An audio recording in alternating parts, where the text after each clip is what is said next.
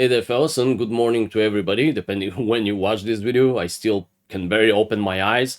Today we're gonna reply to some comments, first on the latest EVO video, and I'll give you a small insight. I wanna leave the massive feedback from my experience with EVO and all the bugs. It's still in early access, so let's not be too critical about the game. And then, as I promised you guys, because I really didn't have time to answer all the drift related questions in Drift Talk, I will open the Discord and we're gonna cover this as well. Then finally, I want to give you a small insight because I paused the series about the steering wheels for drift guides. Part 6 will be about materials. I'll talk about suede, synthetic leather, fake leather, basic and real leather, and other materials, how they're gonna affect you, what you need to look for drifting, and so on. Then part 7, 8, 9 will be adapters, all kinds of stuff, and they're very important, and I'm really sorry that I didn't manage to dish them out. So that's pretty much about it. And if you're interested in the coaching videos, I even laid off a lot of clients. I'm declining coaching at the moment because I need to free myself to do content. So the drift coaching videos will slow down as well. So before we continue with the replying to comments, that's pretty much what I wanted to brief you in. The skin guides on how to make skins for Assetto Corsa will have to be slightly delayed. I will try my best at least on February to have them done. So I apologize for this, guys. So let's look at the comments of the latest drifting Assetto Corsa video, and I wanna explain a bit. So there's a lot of problems, obviously, as you can guess, and I'll talk about this. So let's see. You have to disable traction control, go to settings control, there's a traction control, decrease binding, set a binder, you can turn it off, then you can start to drift it. Now, here's the thing. This is from Liwo Miyata. Thank you for sharing this feedback. Now, I did bind these two buttons, decrease traction control, increase traction control, and also ABS, decrease, increase. Now, when I tried it with my button box, even though there's a good part that they've separated every single device, it just didn't work. I don't know. Then they released a new update with new cars because, they didn't manage to supply all the cars at the beginning. It was like a whole mess. The first day of the launch, there were literally maybe 7, 8 cars. Then they added some more back, and they're still not 20. So we're still missing cars. It's absolute nightmare, guys. So I'm telling you, I did try to disable traction control and stuff, and it didn't work. And I'm like, guys, I'll just give you an insight because I'm pretty sure all the drifters are going to be let down. Big let down, not even a single drift car. There's an S2000, and I'll talk about what's your best shot if you really want to slide a bit in the EVO. Ty, thank you very much for commenting. By the way, bro, I owe you this and some other people for bringing my motivation to drive back. And obviously, you guys inspired me to do to drive again. And this is the Hexor challenge that I obviously completely destroyed there. Like, it's a lot of times, guys, even if it's all about having the passion, the excitement, doesn't matter the rest. Turn traction control off, you need to bind it. Nova Crank, yeah, I just explained about this. Again, I'm telling you guys, it's early access, it's a lot of problems. I don't know why it didn't work for me at the beginning. I tried to disable it, and obviously it does show TC1 and so on. But I want to tell you one more thing. You need to understand, guys, that let me open Steam. I have years in Assetto Corsa. I'm so used to the UI, how everything starts, how everything pops. When you go, look how many hours I have in Assetto Corsa, in the normal Assetto Corsa. I'm used when I disable the traction on the ABS or increase them, whatever. There's like a big bar to open up and stuff. So this also confused me, by the way, at the beginning. I'm like, okay, I'm decreasing, increasing. There should be some sort of a pop-up to tell me. I guess this is not yet. I don't blame the game. Let's not be too critical. It's still early access. So, and again, prove that any car can be drifted bone stock. Yes, obviously not to the extent like in Assetto Corsa. There will be big issues with the race cars because I don't know if you can do this here. Need to check. But even in a normal Assetto Corsa, a lot of times if the modder doesn't include the possibility to completely turn off the traction control on ABS, which in a lot of the cars you can do, guys. So my advice to you is that you really really can't remove probably the TC and ABS on a lot of the stuff. You should try Camaro. I'll absolutely do that. GR86 looked like it was having some trouble spinning its wheel. Yeah, because of the traction control, it just snaps you back. I will try to give you some sort of like advices for tuning, see how it's gonna work, and we'll see about this. So, one thing that I really want to see, let's see all the comments and stuff. There's a lot of replies. The whole point is he's doing it stock and he's pro. He knows what he's doing. I mean, I know exactly, you know, what I need, I'm going to get and what I need to expect and what I'm going to fight with. Because I've done, like, if you guys look very clearly at the, trust me, you think this car was cancer, you haven't seen what true cancer is. Do you know what is absolute cancer? Mazda 787B in the original Assetto Corsa. And there's like people, oh, how did you even do it? Assist and this. You can go to the Discord and you'll see all my settings, everything shared. I'm dishing out everything possible that I can give you for drifting and so on. Drift guides, wheel settings, NeckFX, and these are the practice settings. All the practice settings have everything off. So if you go here, boom, you see? Let me see, traction control, stability, you don't need all this garbage. If you want to learn how to drive, you really don't use stability control, all kinds of garbage. Use 900 degrees and just follow the guides. I'll also continue the guides as well. Let's see. Any pro would have turned, have TCS off already, bro. What? So, yeah, so pretty much what can I say? Guys, guys, it's pointless to fight in the comments. Seriously, just don't fight. Don't start the ego battles. You see, we'll figure it out. The drift community will win. Kunos let us down a bit, not gonna lie. But we'll have it, you know, working, we'll have it going. Next thing, let's go very quickly into drift talk. And I wanna cover this. There's a lot of questions. Let me see all the things that I've missed.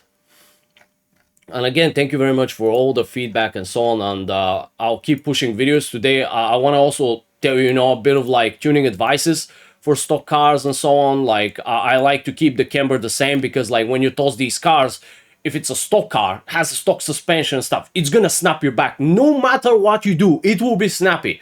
When you tune it a bit, you can make it slightly less snappy. And if you leave it like fully stock, it's gonna be a lot snappy, like you saw in my video. So if you don't turn very fast yourself, pre-correct the adjustment of the car. Then you're gonna get snapped back into a full spin. So you gotta be very careful. Let's see. I've got the RS. Okay, so got T200 RIAs with THAH shifter. And when I try to heel and toe or just downshift the tap and tap the gas pedal, it gets stuck on neutral. This is some kind of a ghost problem, like anti-ghost keyboards, not sure. All the keys you press are just executed. Brother, I'm not sure exactly what kind of a problem you have, but again, I strongly advise you, if this doesn't work correctly, let me just get this here. I had to cut to here because I leaked something in Content Manager. Anyways, back to your question, bro. When you ask about this, if it doesn't get registered when you downshift and so on, honestly, just go to controls, make sure everything's fine. You know, when you bind all the buttons, all the stuff, you should be good. Look at the H shifter, bind all the stuff. When you go to drive, make sure you have automatic shifting, auto blip, all this garbage. I don't even know why I have the ideal line. Remove all the garbage. You don't need all these stupid settings here, especially when you're practicing, when you're learning. Remove all this. You don't need it. So it could be auto clutch, auto shifting, one of this, maybe interfering with your shifting. You left it there. Just make sure that's the case. Give us more feedback, we'll help you out. Check your clutch. Yeah, that's exactly where I'm kind of pointed. Maybe it's auto clutch out or something. Also, maybe the clutch is not binded well. We'll see. This happens if clutch or shift to click must be in synergy. Yeah, it could be you know, you could have, you know, screwed up in terms of the technique, but I want to always give benefit of the doubt to people. I can't hold the drift. Neo says I can't hold the drift. Car always goes to the opposite direction. What am I doing wrong? I can do it for like 5 seconds, then car straightens up and goes the opposite direction. So Neo, you gotta send us a, just as I say, you gotta send us some video. Let's see. What is this? Oh, Neo, you're in the wrong track, buddy. You gotta be on the drift track. Forget about this one. Do you know why this happens? Everybody that was on my coaching will know. And you lowered. So, let me see the RPMs. It's a bit sad that I can't slow this down. Watch. Gas up, brakes, traction, and then you stay low. Why stay? You need to, if you want to keep the car sideways. I don't even know what car is this. I can't guess. Looks like it could be the Sylvia, it could be anything. I have no idea. Oh, you know what? I think this is the WDT comp cars. So this is the World Drift Tour, the competition cars. This is the worst possible scenario you want to learn on. Yes, they are easier to drive than the VDC and other cars. I don't recommend it. So you go high on the gas. You need to stay high. The car is still gripped up. I don't see any tires here. Let me see if I'm wrong. I don't see any tires to see like possibly how much grip you have. But you stay low, you lower down, you gain grip, this cues your rotation, and then the car snaps back. It straightens out. See, a lot of times, I understand why you'd want to modulate. A lot of times you could stay on the gas if the car keeps going comfortable, and then you just slowly steer yourself. So this goes back to, now look, if you get to a point where you're really at this stage and you want to, you know, learn a bit more, like a lot of times when there's moments where you need to modulate, there's moments where you don't need to modulate. For example, watch Steer the Wall drift coaching video, you understand what I mean. You can steer yourself, especially on this kind of scenarios. Oh, sorry, I was looking at Discord. When you go in this kind of scenarios, you could just steer yourself. Also, Neo, I strongly advise you get the PXM HUD application that we have in the Discord. Yes, it's not the prettiest. We're still working on it. We're developing it. But for us, design comes later and design comes last. What we aim for is precision, accuracy, and to provide all this needed data for all the drivers. So you're really gripped up and then you start lowering, and the biggest error, there's only specific situations where they will call for when you lower down to stay low and then go back up. I mean, modulation is going down, going up, not making a pause. If you make a pause, when you go down and make a pause and wait there for half a second to a second, then that's not a modulation. So you're just decreasing the throttle, so you're gripping up. When you lower the gas, you gain traction. What happens when you gain traction? It kills the momentum. So you're lowering the speed, you're gaining grip. What happens is the car will start to decrease the angle on, but in this sense, if you do it too drastically and you stop on way there, the car is gonna bite very quickly and then it snap you off. So you really don't want to do that. These are very bad cars for learning. This is my advice, brother. Otherwise, to be honest, you're doing good. If you can hold it at least for a moment, you know, you do have some sort of the concept, right? Between, you know, gas and steering. But if you want to avoid this turning into a very bad habit, I strongly advise you, bro, just go on the E30 and so on. No, don't break. Exotic said you need to do it with weight transfer on the starting.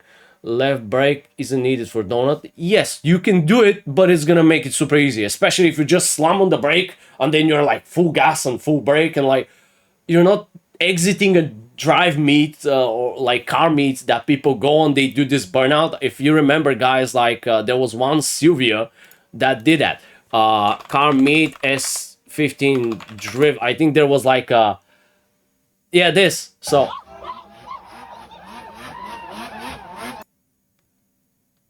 this was at the end. No. This was at the end. Where was that Sylvia? Yeah, this.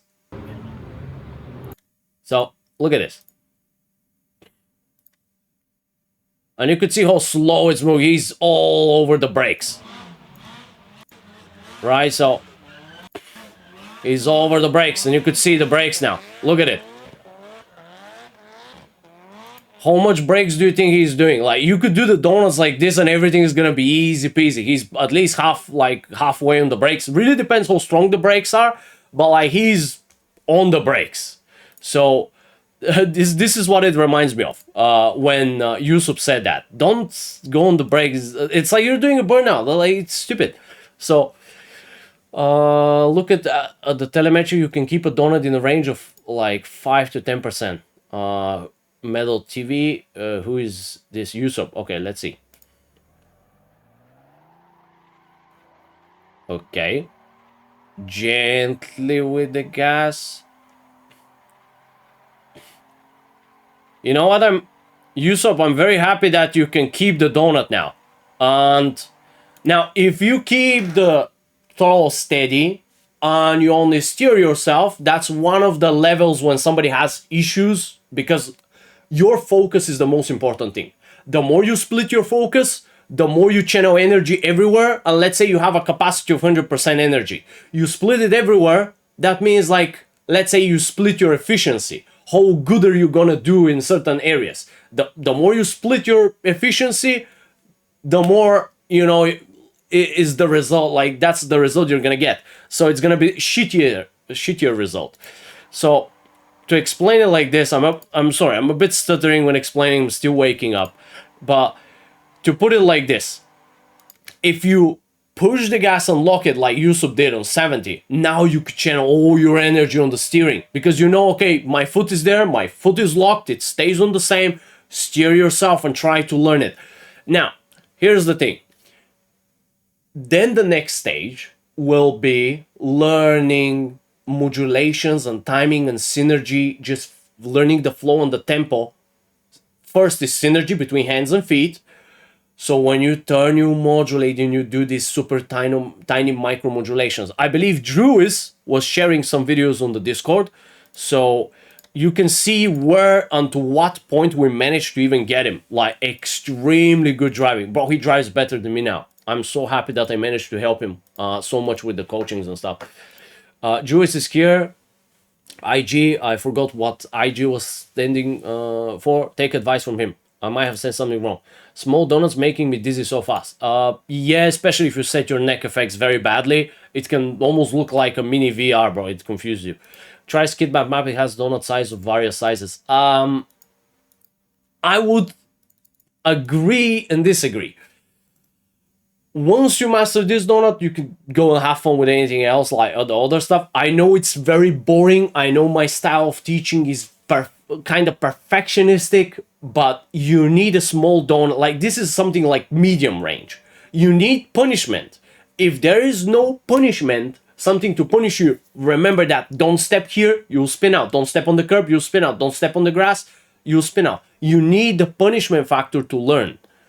So, a question. When you do donut for too long, this temperature rises also. Doesn't that kind of make it easy to drift and ruin your practice for a little?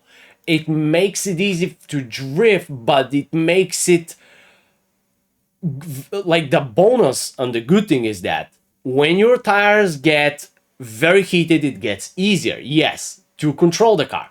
But it's great for learning. Why? Because you don't want to fight the car all the time. You don't want to focus on just stabilizing, keeping the car like staying alive somehow.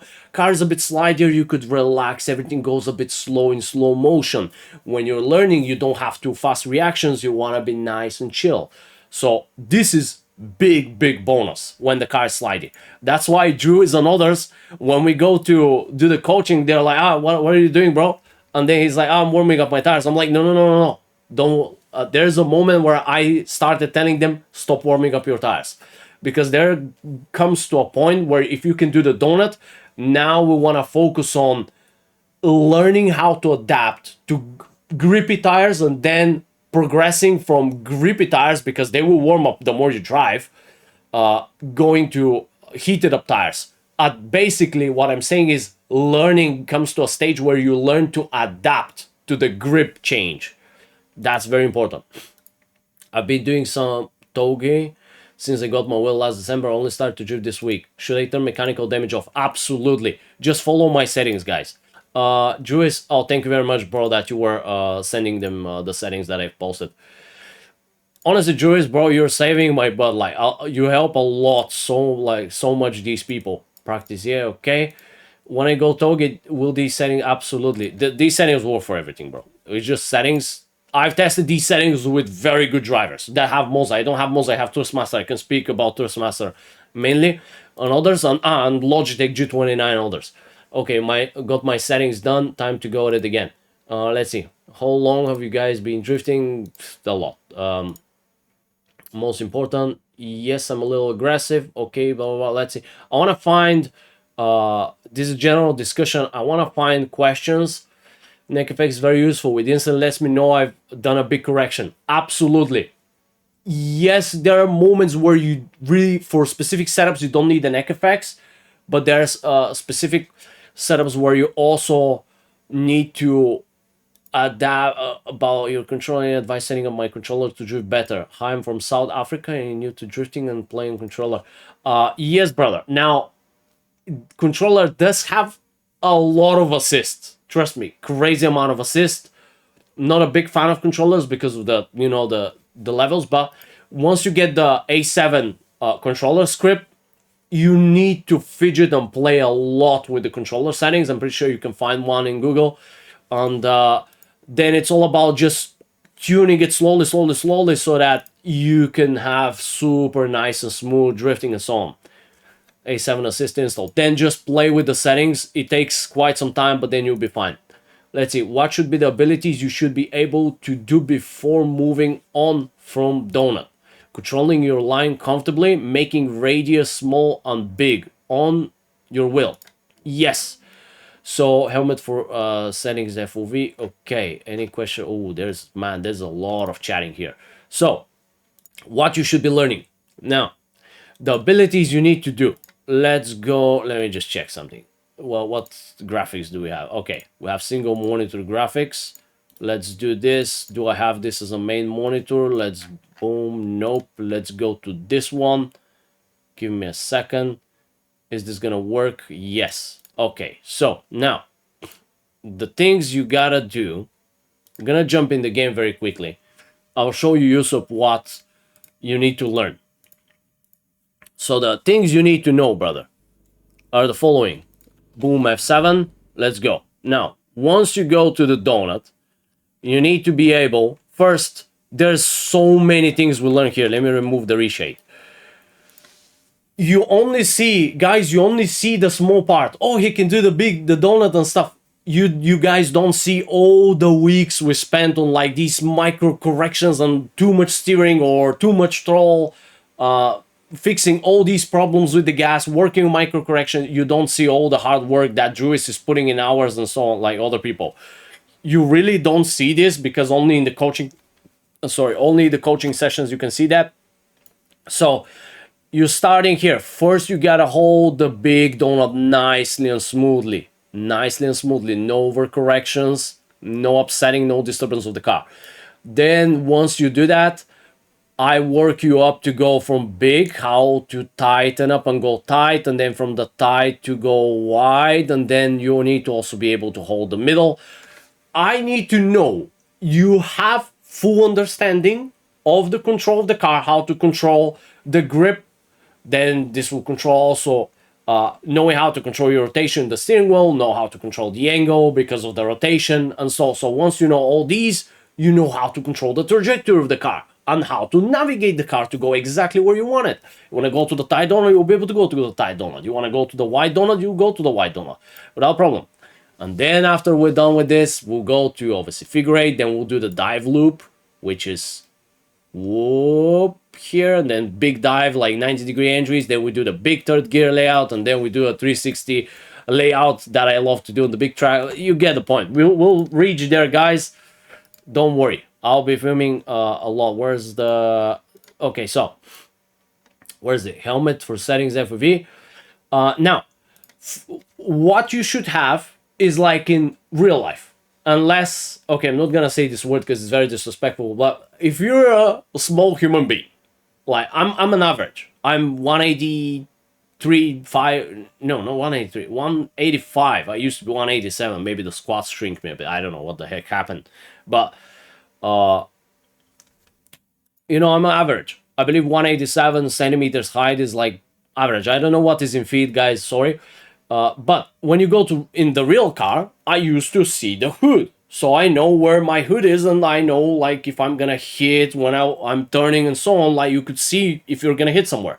But if you're like small, like this is the top of the wheel, and you're like here and you're trying to see like this, you can't see the hood. Obviously, that's gonna be a problem. But anyways, we're in the game, so we're not in real life. So what you're gonna do now is your goal is exactly how Drew has showed you. You can have it like here or slightly up. So this for higher people in real life, you will always be able to see the, you know, the trunk, not the trunk, sorry, the hood of the car. So you want to see just slightly above the hood so you know exactly what are you driving next to or towards and so on. And also you'll be using this as a visual cue for the small donut. I'll talk about this when I'm doing the videos. NeckFX settings, single monitor, yeah, I give NeckFX settings. Guys, NeckFX, I want to talk about this a bit. NeckFX is great, and I'll tell you why. NeckFX is very mandatory for single monitor. You need the rotation because you don't have that massive FOV. You can set it up, but it's going to be so far away from the wheel. It's unrealistic. You need the NeckFX. It takes a lot of time to adapt to it, but once you adapt to it, you'll be like, oh, when the car turns and like you go left and right, and you see that you will learn how much angle you gain when the camera turns. You'll know exactly. That's how I know. But what I figured out is the way I set up my triples, NeckFX really doesn't work well for me. So I'm potentially thinking maybe for some triple setups, you wanna not use NeckFX. There's a lot of you know, ups and downs and specific stuff, but it's, what can I say, guys? Let's see, new sharing video. Okay.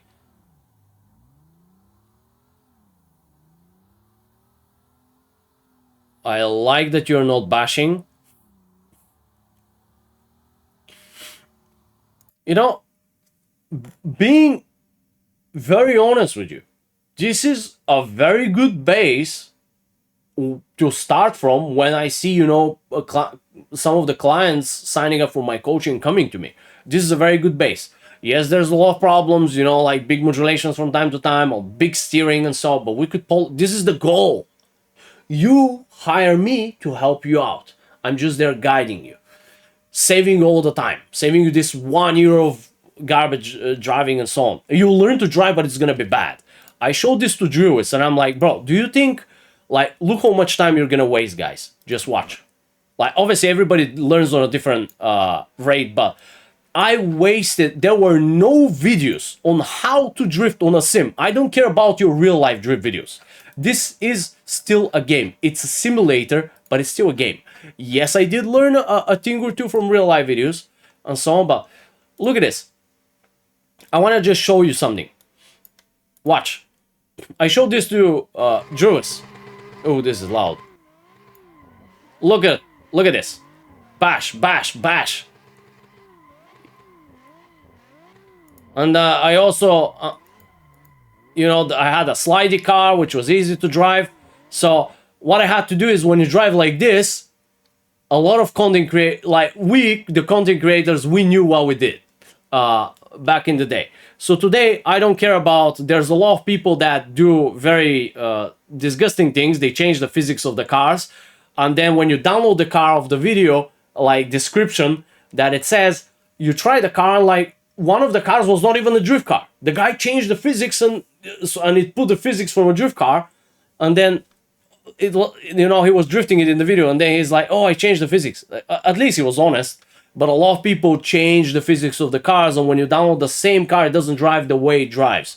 And I can tell 100% if a car is the same as in the video, because I analyze real life cars just by the videos and how they act. You could guess if the behavior is the same. That's how you know a car is realistic. If you have the same car with like the same real life, obviously if the specs are different, then it's going to be different. But if you try to make one car absolutely realistic, like in real car, just look at the video of the real car, study the whole behavior, everything what happens, study the car in the sim, how it happens. You'll have two footages and you'll be able to see how's your movement and so on. So look at this bashing. This is something you don't want to have. This is what I'm trying to save you from, guys. 1 year in, no videos, nobody giving you information, how to drift, how to anything. Everything was self-learned. Go and good luck. Learn your way. Find the way. like whatever. So okay, I learned the bad way. Then I start, okay, something's wrong, bro. I need to drive better. Then I start to analyze myself, and then slowly but slowly I figured out, you know, the levels. Okay, you need to analyze yourself, watch the replay, then drive. When you get to a certain point, now it's not only driving. At the beginning is mainly driving. Then later on, when you get to a certain skill level, it's like driving, analyze, driving, analyze. So basically, driving feedback, learn. And this is why coaching is so powerful. Instead of you wasting the time being on the side, and also when you have no idea how drifting works and stuff, you don't even know how to give yourself a feedback. So when you have somebody that can tell you exactly what's happening, why it's happening, how it's happening, and even show you. Nowadays I don't have the time to drive in the coaching sessions, but I used to all the time come and show you exactly how it should be executed. It's so good. It's like I'm your mom, and like always, you know, telling you and nudging you, hey, fix your bed, fix this, fix that, like showing you why this is wrong, how it's wrong. That's how it is. Wait, miss and NeckFX, okay. To use bicycle gloves, I think he said. They let the wheel slide. Yes. I'll talk about rim materials, but in general, if, as you saw in this video, I forgot to tell you guys, go back and you'll see I use just bare hands. And leather is great. It does get sticky when the temperature between obviously of the leather and then your hands warm up and the temperature is different. Obviously, even the leather will stick. But leather and fake leather is great for just bare hands. Now, suede is great for gloves. That's in general, you know how it is. But I really recommend bicycle gloves. Why? Cheaper than race gloves. Cheaper. Way cheaper, way better as well. Screw these. Why do you need the race gloves? They're super grippy. You don't need them. Get something way on a budget that was gonna do the same job or even better. Let's see. You have here, okay. A better original. Okay, these are fun cars. This Toyota A6 Tune. Stevie, get the drift Toyota that I was doing. I think I had from the bone stock challenges. I drifted this. It's a big hassle. It's like this in the Evo. You gotta get a lot of speed and like turn and use a lot of inertia to get it to slide and so on. Minus 30 minutes video. Yeah, some weird 18 plus server. Someone said weird invites in chat. Yeah, so spamming links. Yes, thank you very much for the guys that banned them. Guys, I'll look at the links. I'll put some more protection. Ooh, this looks good. So that's pretty much about it, guys. We'll keep with the Evo. If you have more questions, just let me know. We'll address them. We'll see how it goes. So that's about it, guys. If you have more questions, just let it down in the Drift Talk or, you know, the YouTube comment section, whatever. I'll check them out. I'll try to free some time to respond and help you out, guys, on top of all the work and stuff.